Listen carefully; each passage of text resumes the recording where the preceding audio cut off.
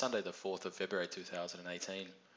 There was some pretty interesting action on the US markets on Friday night, both in the gold price and in the general broader market. Um, the S&P 500 was down about more than 2%, biggest one-day move down in the last, I think almost in the last 2 years, definitely since Trump's been in office. Gold was down as well, about I think 1.5%, closed a little bit off the lows. This is the futures chart. I think the spot was about trading about 1333 at the end of the day. So obviously gold's again failed at that sort of important sort of Trump resistance level around the 1350 sort of level, 1360 that I talked about in some previous videos. That's still key. But I don't think there's a few people sort of interpreting this as the end of this gold run. But with the equity market declining strongly, and I'll talk about that in a minute, I think it's unlikely there's going to be a continued move down. I think there's sort of mixed signals that people are interpreting the short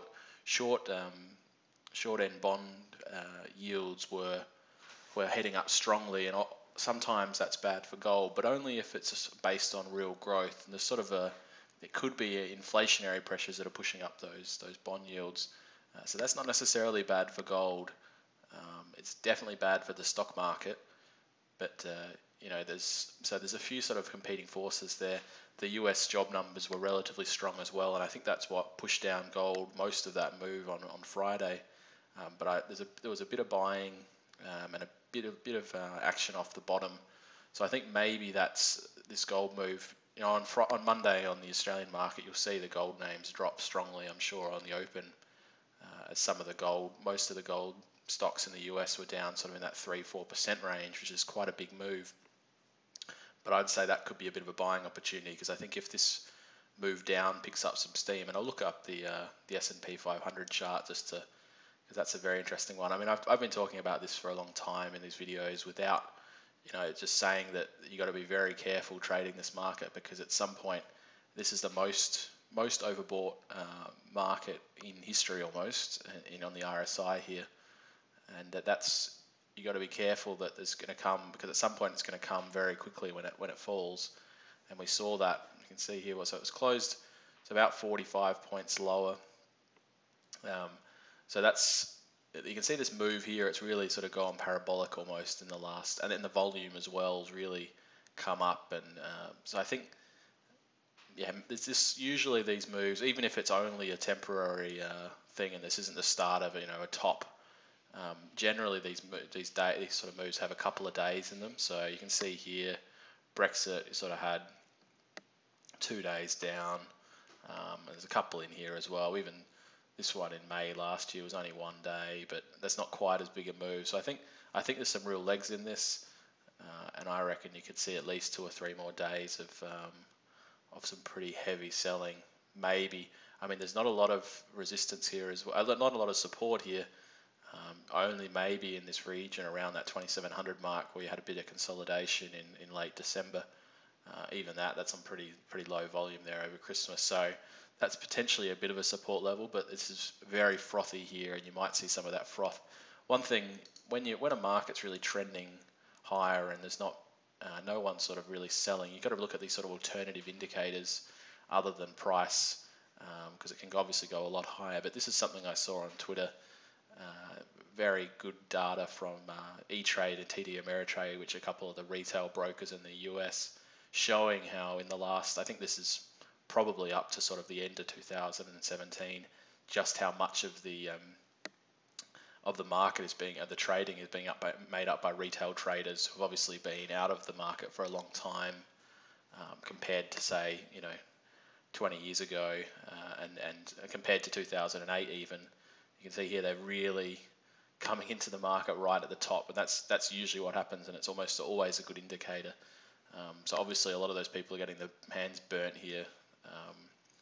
So obviously it's still up very strongly, but there's clear signs that this is a trend that potentially is coming to an end, and there might be some more pain in store here. Some of the other action, US dollar index.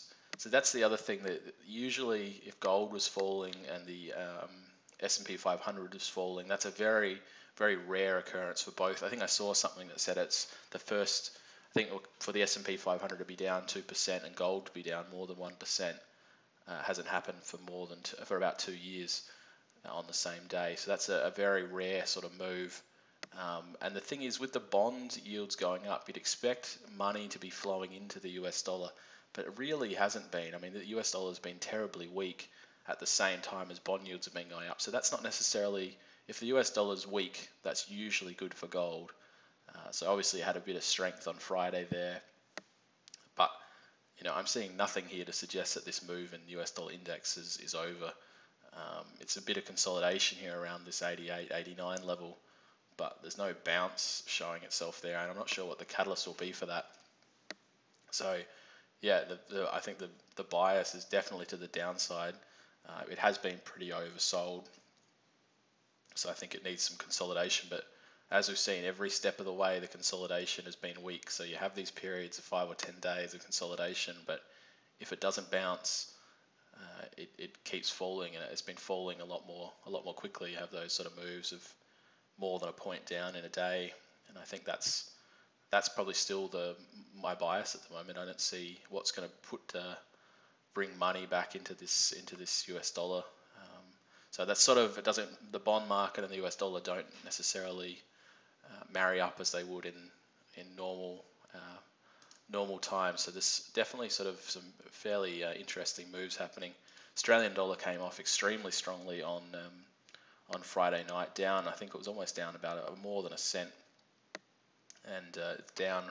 So it didn't clear that previous high around the 81. Well, it did maybe by a 1 or 2 pips around the 81 level.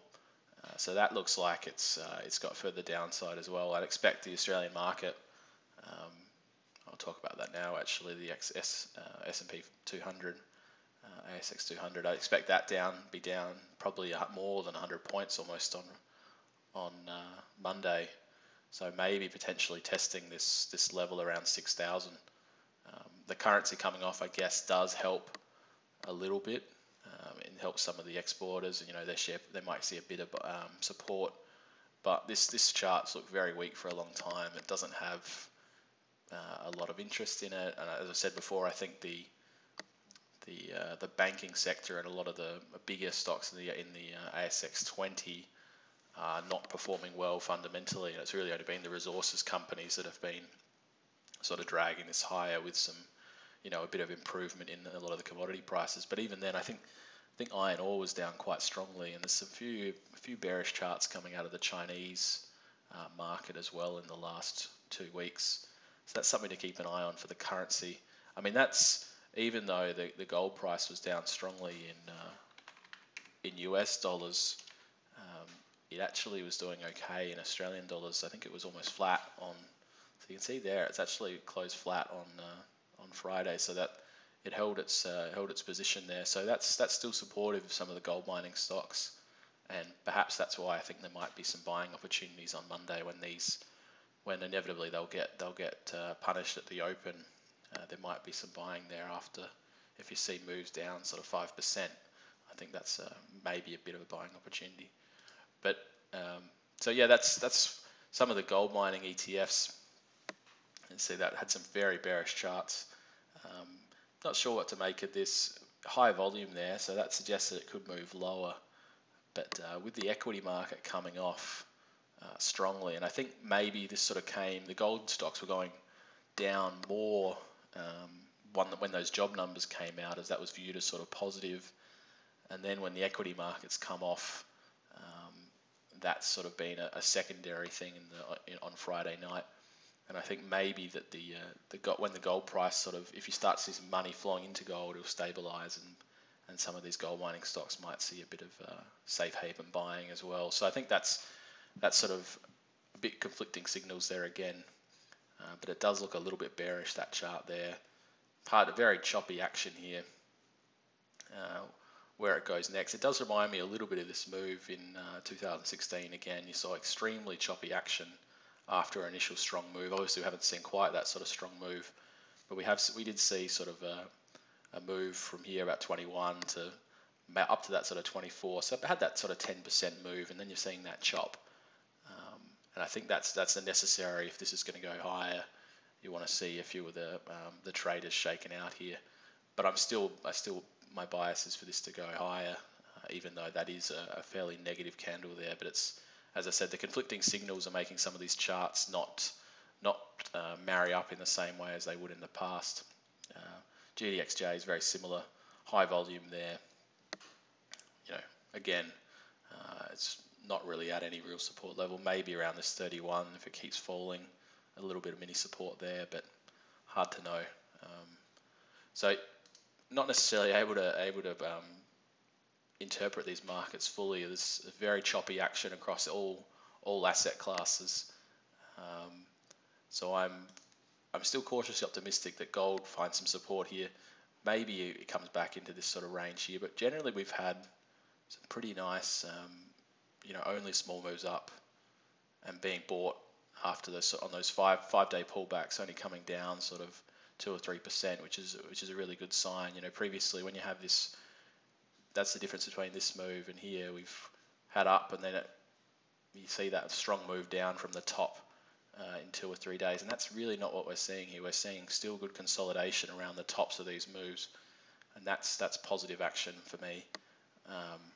But we'll see what the start of next week brings. There's definitely some very interesting action in bonds and the US market looking very shaky. So I think that will eventually, generally in that sort of price action, you'll see gold do well. So maybe it takes another day or so, but I think some of that money flowing out of equities might try and seek a bit of safe haven in gold. So that'll be interesting to watch at the start of next week.